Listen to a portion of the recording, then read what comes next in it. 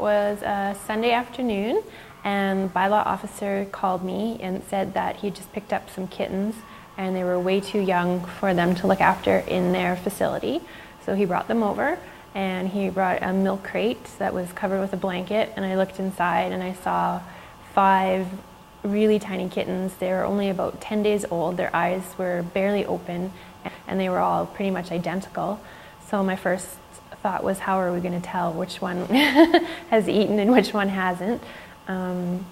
They were found over by the recycling depot here in Elk Run Industrial Park. A young girl heard them crying and lifted up some. They were in a box underneath some debris, and she lifted it up and found them inside. So I don't know if a person did that, but I'm really glad that she found them and brought them to Byla. They were really tiny and really dirty, and they smelled awful, and I thought a couple of them were no longer with us. So my first concern was getting them something to eat before they passed away. I mixed up some formula here and was trying to spoon feed them, and was just taking one, putting a little bit of dribble in his mouth, and then moving them to a different crate to make sure everybody got it.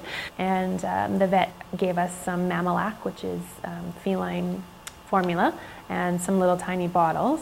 So then we were able to start bottle feeding them, and I took them home with me that night because they needed to be fed every 2 hours.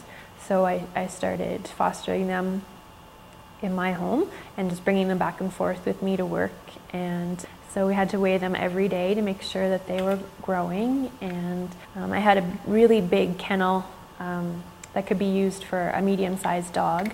So I set them up sort of in their own little apartment. I put a litter pan in there and heating pads. They love them. Heating pads were continuously being warmed up in the microwave for them, and a blanket, and they would suck on that and fall asleep in a big kitten pile, and it was just the sweetest.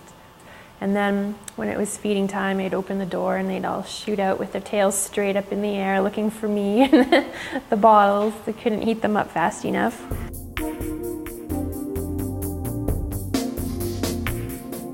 Yeah, I had a lot of people interested in them, and I kept holding them off until the day they were ready. They needed to be spayed and neutered first and completely vaccinated. So that day at 11:45, I had a lineup outside, and we opened at 12, and by 3:30 they were all gone.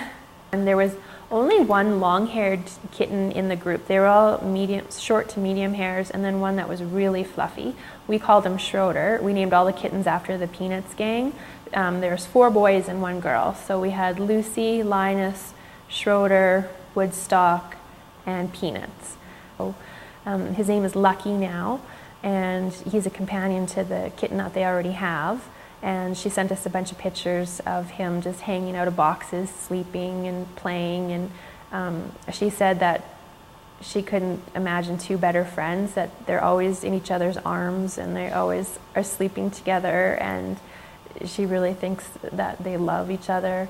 And there's a picture of her little girl in bed with him. And so that's exactly the life that I wanted for them.